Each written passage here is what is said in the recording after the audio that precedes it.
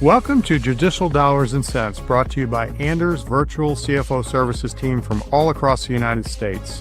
I'm John Scott, and in each episode, we'll shine a light on the financial side of the legal world, turning law firm numbers into impact-driven stories. From taxes and profitability to practice growth and leadership, we sit down with law firm innovators who are shaping the future of the profession. Let's dive in, right here on Judicial Dollars and Cents. Hey, and welcome back to Judicial Dollars and Cents, where the business of law meets the practice of law. I'm John Scott with Anders Virtual CFO Services for law firms, and each week we sit down with successful attorneys, legal innovators, and business leaders to explore what it really takes to build a thriving law firm. We go beyond the courtroom to discuss leadership, profitability, operations, marketing, technology, AI, and the strategies that help law firms grow, scale, and create lasting value.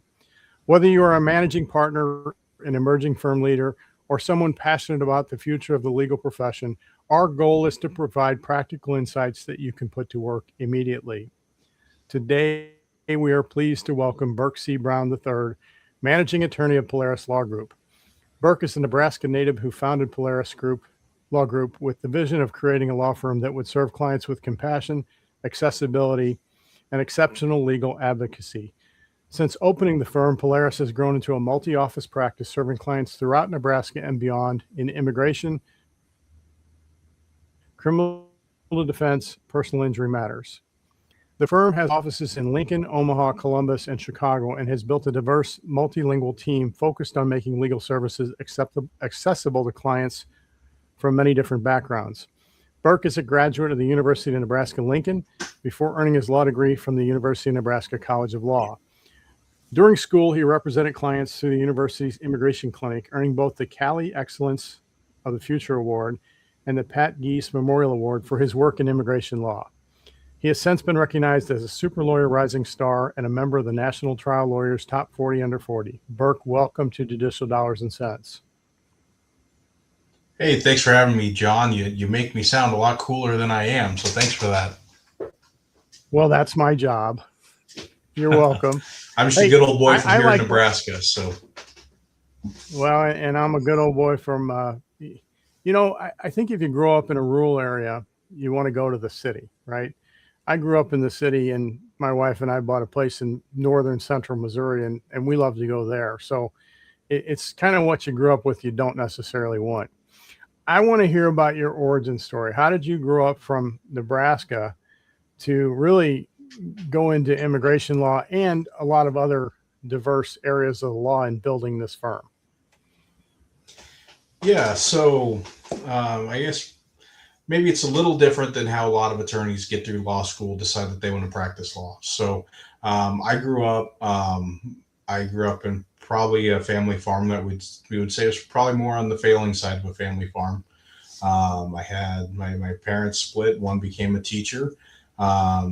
Decided I love to read. I love to think through and look at, okay, how can I use my passions to really make a positive impact on my community? Because I came from a rural community right outside of Lincoln, Nebraska. So I had a little bit of the city and Lincoln being 250,000 people, a little bit of the rural growing up on a farm. And I got to see that, hey, there are a lot of people that just slip through the cracks that we as a society don't care about as much. And how can I use the gifts I was given? How can I use the blessings I was given? And how can I try to build the community around me? And I don't want to say be a net positive, but at least have an impact on people that, you know what, we as society don't care about as much.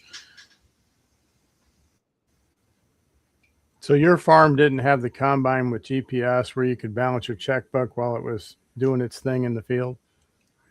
No. So the baling twine wasn't just for baling hay, if we could put it that way. I think the baler itself had more duct tape and baling twine than I think is probably safe to use, but you know what, it got the job done, and that's what's important sometimes, right?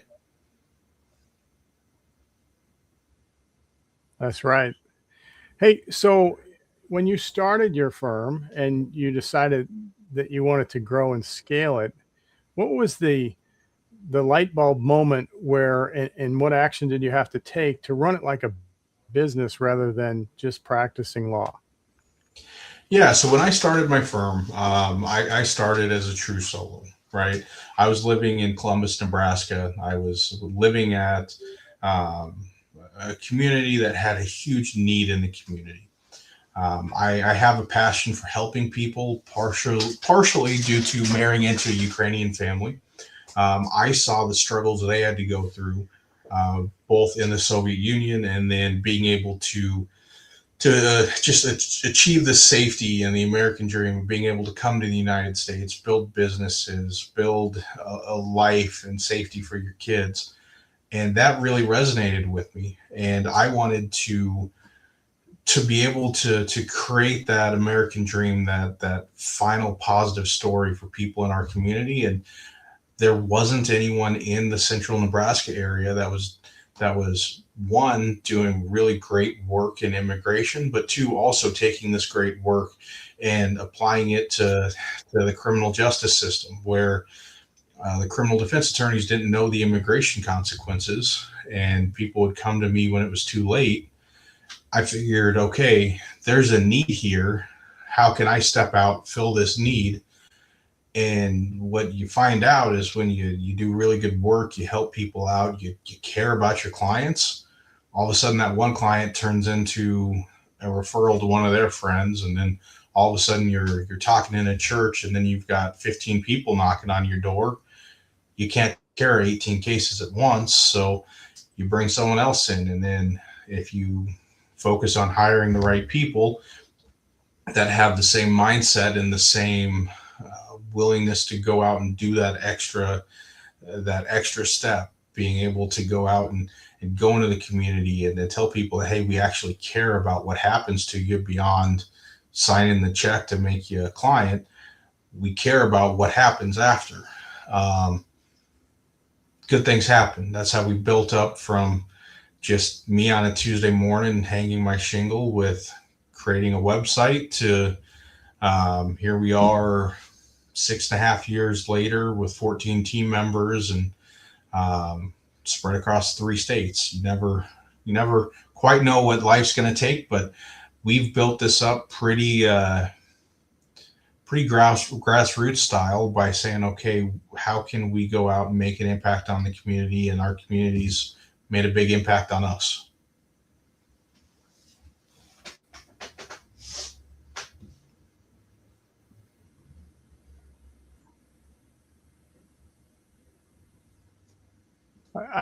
Passion for nation and whole. Today, it seems like neither side wants to solve this issue. And I was listening to NPR, as I do when I travel out to the middle part of the country. I don't listen to it, but when I'm on a long term NPR, and they were interviewing a politician. I came in late to the discussion, and this guy was clearly running for office in the future, and he was talking about what he would do to solve the immigration issue. And he was going to put up 23 people from the left and 23 people from the right. And I was intrigued by this because we need immigration. We need legal immigration that works for communities, that provides housing and jobs and schools for these immigrant families, because we need them to fill jobs. We have a population crisis. And so now I'm intrigued because I'm looking for a leader that's going to try and unite us. And this guy has a fresh idea. It could be total BS. It turned out it was, and I'm going to get political. I normally don't do this.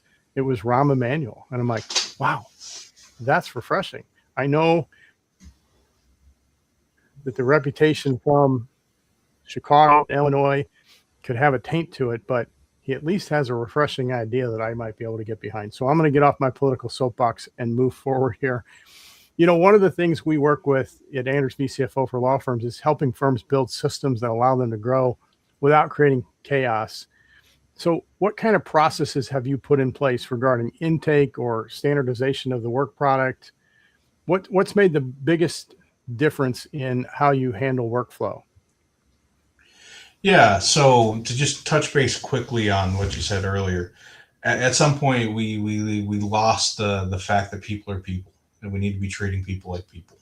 So, but what are we doing to standardize and ensure a high quality of care, I think that there's two things. First and foremost, we're very selective in who we hire, right? I need to have a conversation with people when we bring people in saying, okay, why are you wanting to get into this? If you come into me and say, hey, I'm just looking for a job, I'm gonna appreciate your candor, right?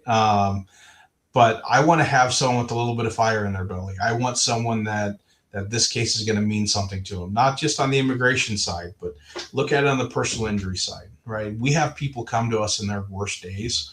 I need to be able to know the person to my left and the person to my right, they're going to be in this for the fight. They're not just in this to cash a check and go home at the end of the day. So I think it starts with hiring, getting the right people on your team. Secondarily, you have to have processes. This isn't the good old days where, you can just go out and do 10, 15 cases and call it good, right? What we need to have is a set process where on intake, we do this. We need to make sure we're following up with potential clients X number of times. We need to make sure that they understand that we care, right? A Google ad only does so much. A Google ad is only going to say what you want it to say. It's not going to show that you care. It's not going to show your secret sauce. It's not going to show what makes your firm different than someone else's. Then once someone becomes a client, you need to walk the walk. You can't just talk the talk at the beginning, right? You need to have systems in place from step one, where you're saying, okay, we have a personal injury case.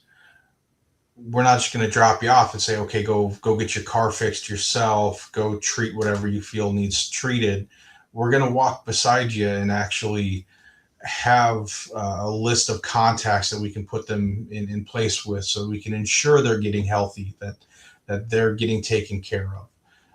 We've got a team that's going to periodically check in and just say, hey, Mr. Jones, how are you doing today? So that back injury, how are you feeling? Right? You gotta do more than the bare minimum. And I think that using calendars, we use some AI systems to ensure we're pushing things through, because when you get complacent, you let cases just linger. It's not good for the client. It's not good for you. It doesn't make sense to let things linger, right? Right. Hey, and I heard early on you say you want to hire people that are doing this for the right reasons, people that care. Are you assessing that based on your gut feel, or do you do any sort of testing to pull out those personality traits that would be a good fit for your firm?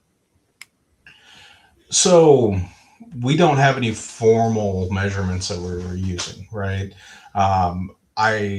I go by a list of what have you done in the past, right? It's easy to talk during an interview.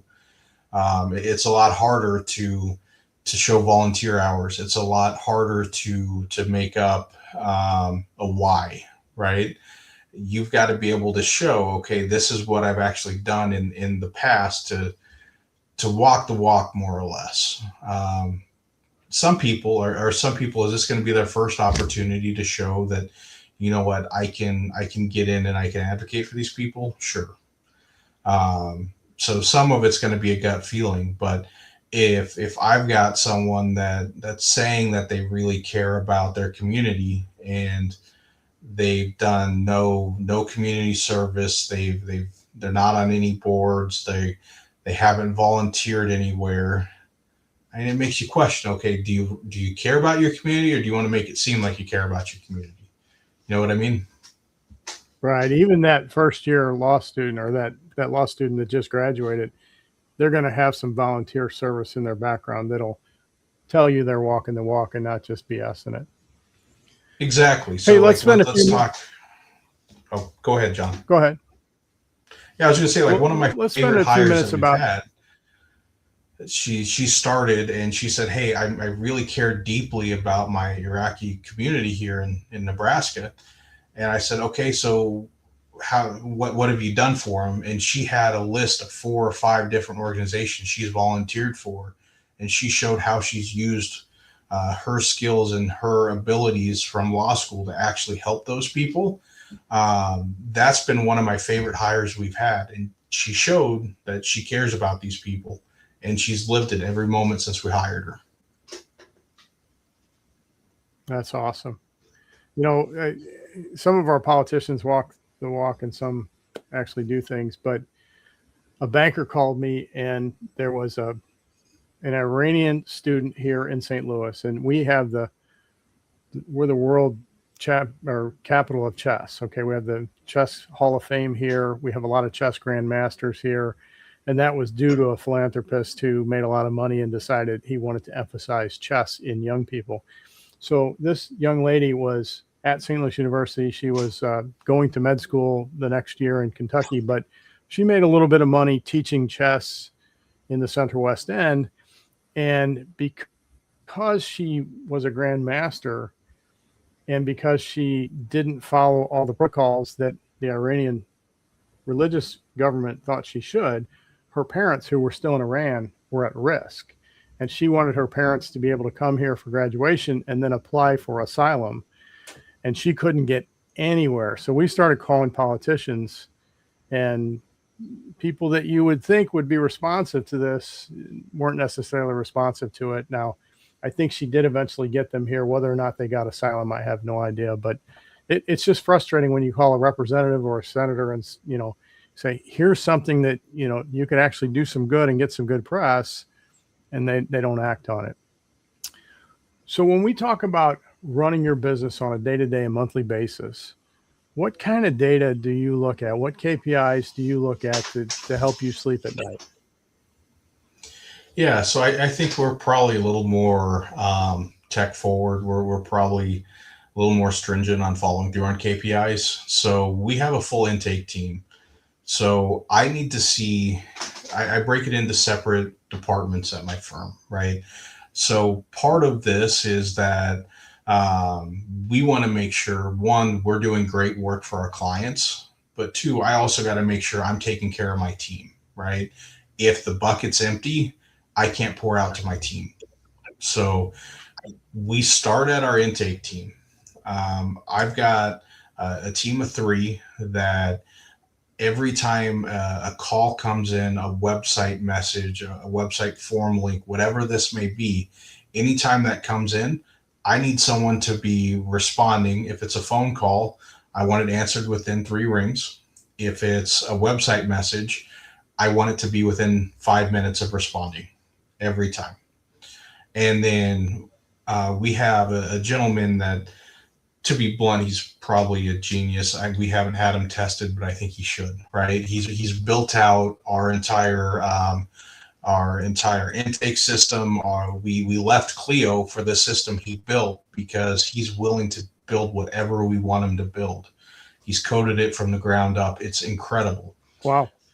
To where we even have an AI system that is scoring based on some criteria I gave him, scoring these intake leads from this is someone that we need to be heavily pursuing to this is someone that maybe we need to refer out. And the third category of, hey, this is someone that we can't help them, but we need to follow up on why, right? So from day one, being able to walk the walk is having these systems in place is allowing us to show people that, yeah, we're going to follow up with you. We're going to hear your story. We're going to make sure you're more than just a number, but we're also going to follow up and we're not going to drop the ball on you. Next, we have our paralegals and our attorney team. We want to make sure that these people are actually following up on what's going on with the pre-hire department. We have a gentleman that is our liaison between the intake team and the paralegal attorney team that is going to help to gather documents and going to do a warm handoff with the paralegal and attorney to make sure that person knows from day one, these are the people you're working with. This is the direct contact to that person. What it does is it makes sure no one slips through the cracks. When you've got a firm where you're practicing in 4 states and you're representing hundreds of people, one person slipping through the cracks is unacceptable. Right, because that one person can then talk to so many other people, and your reputation is then ruined. I love your attention to process and data, and I think you're building something that will easily scale and allow you to grow as far as you want to. Do you happen to focus on profitability of the different diverse areas of the law that you practice in? Yeah, so I would love to say that we're all data driven, right? I think unfortunately, my ethos, they have me really driven into there are some areas that I practice that I'm doing this because I need to give back. I need to help people out.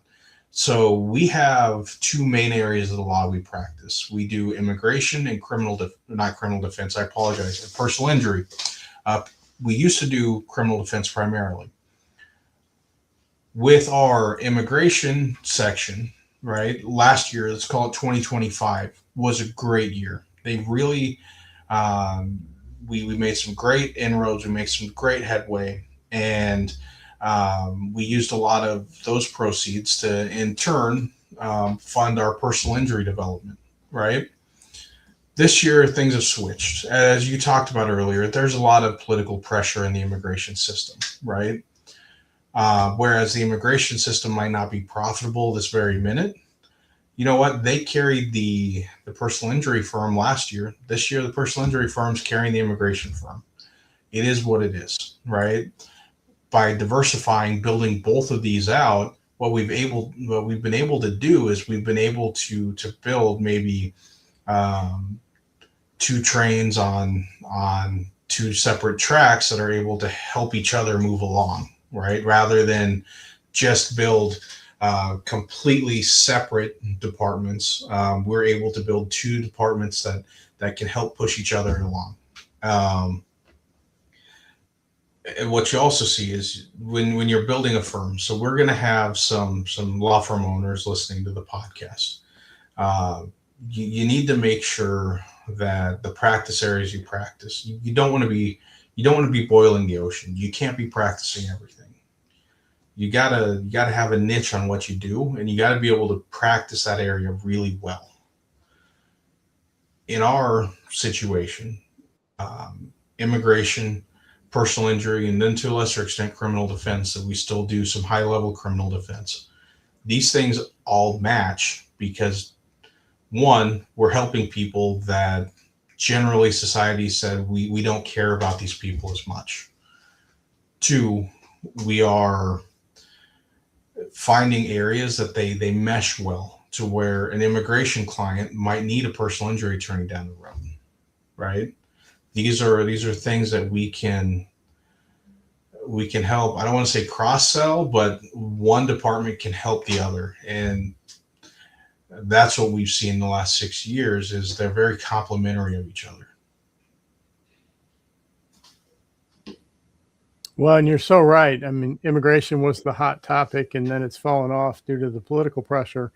It's going to come back. And at some point, when we get a reformed immigration set of laws and department, then it'll go gangbusters. Because, like I said before, we need legal immigration. We need bodies to fill jobs and to go to schools, and we have a population issue. Um, Before we wrap up, I want to get to the burning question that everyone wants to know. I assume you are a Nebraska Cornhusker football fan. Is that correct? Unfortunately, yes. Ever since I was born, Well, you came all home will in be a Tommy back. Frazier jersey, and since then it is what it is. And I know I told you this before the show, but the only time I've been up there for a Nebraska home game was when Chase Daniel was the quarterback of the University of Missouri. And we came out victorious. So, of course, I assumed that every time I would go there that we would do the same. So I haven't been back since. But we've taken different paths since then. We're in the SEC. You guys are in the Big Ten. I got to tell you, I miss the Big Eight. And I don't know You're younger than I am. I don't know how much you remember the Big Eight, but it was a great conference with 7 conference games. And then you had plenty of room for great non-conference games. And of course, Texas came in and ruined the Big Eight, and now they have followed us to the SEC. But what's the over/under prediction that you're giving Nebraska this year? We're going to win the championship. What are you talking about? No, I would love to see 8 wins this year. I think there's going to be a lot riding on new quarterback. I think the offensive line should be better. As a true Nebraskan, I'm going to say you live and die by your offensive line. So if we can run the ball and we can play some good defense, I think we'll have a good year. It's so if true. we can't, I think we're going to have a tough time.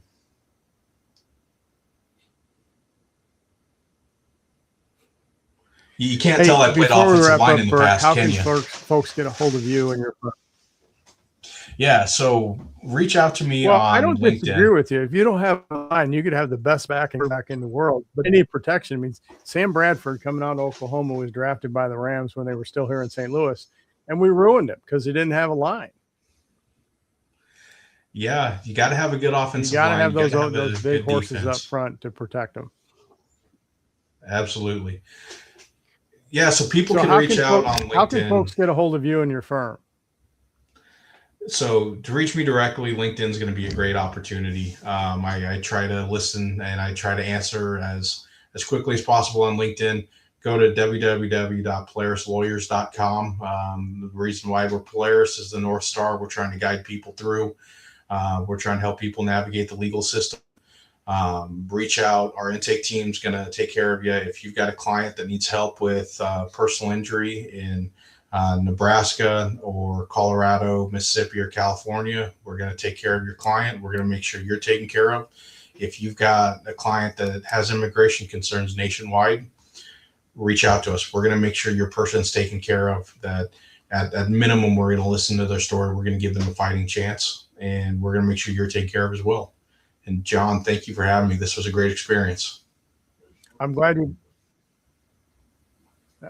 brought the name up again, because so many firms would be called the Brown Law Firm.